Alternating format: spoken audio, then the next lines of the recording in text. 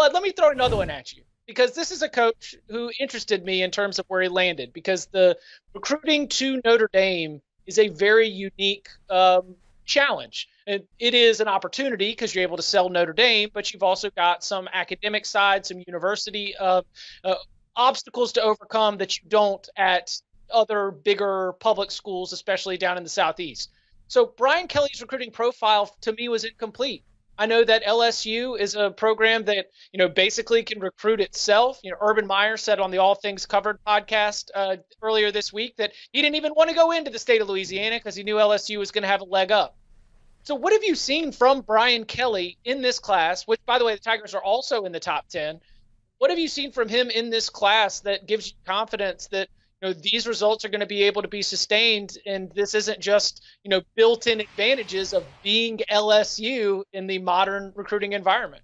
So, Chip, I think it took a little while for Brian Kelly to kind of get his feet down there at LSU, but they really gained a lot of traction down the stretch. 2 5-stars, 16 4-stars, as our great graphic on the screen showed you. And I remember us talking, I think it was like December 3rd, maybe a little bit earlier of last cycle, and we were talking, okay, A.D. Scott Woodward at LSU. He's a guy who only goes and takes big swings at proven coaches. They're not going to take a gamble on an unproven guy there at LSU. And I remember us being on Cover 3, and we said, don't you kind of got to kick the tires on Brian Kelly to see? I mean, he's getting kind of to the end of his career, probably has, 10 or 15 years left maybe. Like, does he want to try to win a national championship and go somewhere where you can get a little bit higher caliber of player than you can get in South Bend? And we kind of thought it was crazy, and then LSU went out and did it after they stopped flirting with Jimbo, right? And I think you're seeing the results here.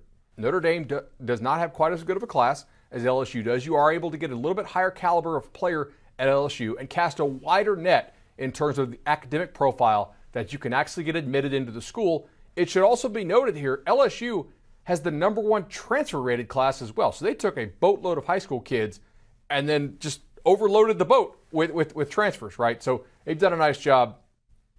Big bodies is one of my themes of this class. Zalance Hurd is nasty. Is he technically proficient? Not yet. Is he huge and nasty? Dude, he is. They've got a lot of big guys coming in. I know there's some edge rushers we're pretty excited about as well. The idea of looking at Brian Kelly at LSU was a joke and a punchline until he went out and won the daggum SEC West. And of course he's got to load up on transfers because it was a mass exodus in the wake of the way that Ed Orgeron era kind of burned out down the stretch. And so this is the second year that we have seen LSU take on a lot of transfers. I think eventually we're going to see that start to shift just a little bit, where now we are getting, not just top transfer classes to go with top 10 classes, but that LSU really might be able to make that jump into that top 5 kind of conversation, at least in terms of the recruiting trail. And like I said at the beginning, man, you are LSU in the talent-rich state of Louisiana.